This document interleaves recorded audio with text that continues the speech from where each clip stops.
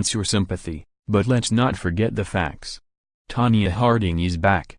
America's first pop culture cable news villain, a chain-smoking asthmatic who made one bad decision after another to squander opportunities to win 2 Olympic figure skating medals, is once again back in the news. This time, thankfully, no one has been attacked. This time, it's only a movie. And a dark, outrageous one at that. Tonya, which is opening around the country over the next couple of weeks, is filled with knuckleheads and overflowing with scenes of domestic violence. If anything bad happens, and, rest assured, it does, the movie wants you to know it's definitely not Tonya's fault. Especially the 1994 attack on rival U.S. skater Nancy Kerrigan, a 2-time Olympic medalist. In the wildest sports story many of us will ever witness, Tonya's live-in ex-husband and his goofball friends actually talked about trying to kill Kerrigan. They stalked her and eventually attacked her on the knee at the 1994 U.S. Olympic trials in Detroit, forcing her out of the event and into a whirlwind recovery, reaching the 1994 Winter Olympics, where she lost the gold medal by 1/10 of a point on one judge's scorecard.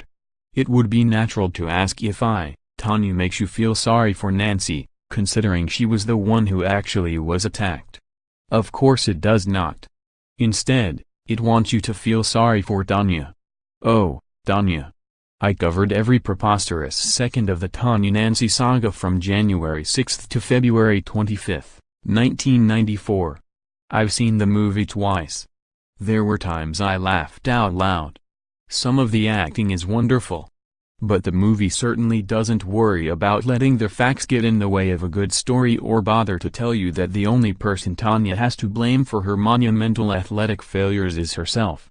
Hollywood has every right to tell the story any which way it wants, of course, but in the interest of, well, the truth, I thought it might be helpful to recall a few salient facts about Tonya before everyone gets swept off their feet wanting to forgive her and welcome her back so she can take her rightful place in society, perhaps by replacing Omarosa in the White House.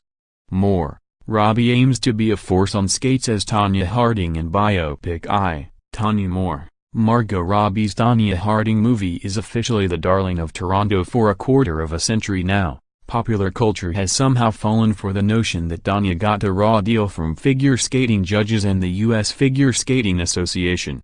This is the oxygen on which Tonya survives, poor Tonya. The bad girl from the wrong side of the tracks got the shaft at every turn. Nice try, but no. U.S. officials didn't send Tonya to 1 Olympics.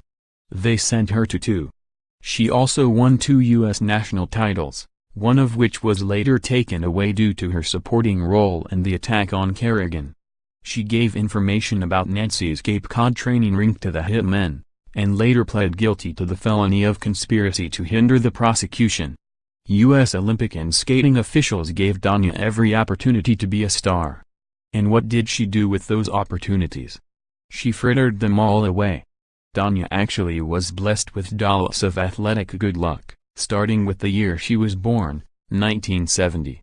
When the International Olympic Committee decided in 1986 to separate the Winter and Summer Games after 1992, it moved the Winter Olympics to 1994, giving skaters Tonya's age the unprecedented opportunity to compete in 2 Olympics within 2 years in the prime of their careers, 1992 and 1994.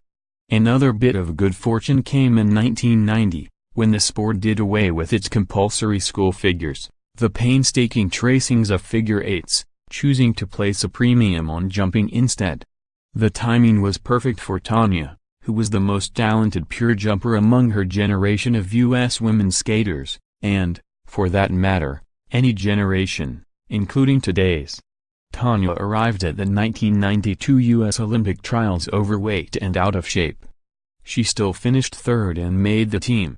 Then she didn't show up at the 1992 Games in the French Alps until just 3 days before her competition, claiming she never got jet-lagged. After finishing 4th, she admitted that, yes, she was jet-lagged. Soon afterward, she split with the best coach she ever had and let her soon-to-be ex-husband help train her, when she actually decided to practice, which wasn't often. Yet she still was good enough to make the 1994 Olympic team in the midst of the Tonya Nancy fiasco, but she bombed in Norway, finishing 8th. Among the many ridiculous footnotes, she failed to bring an extra skate lace to the Olympics, which gave the world the iconic image of Tonya's skate boots propped on the judges' table when her one and only lace inevitably broke. Tonya's lack of respect for the opportunities she was given is as breathtaking today as it was back then. Perhaps that doesn't make for a good movie, but it does happen to be the truth.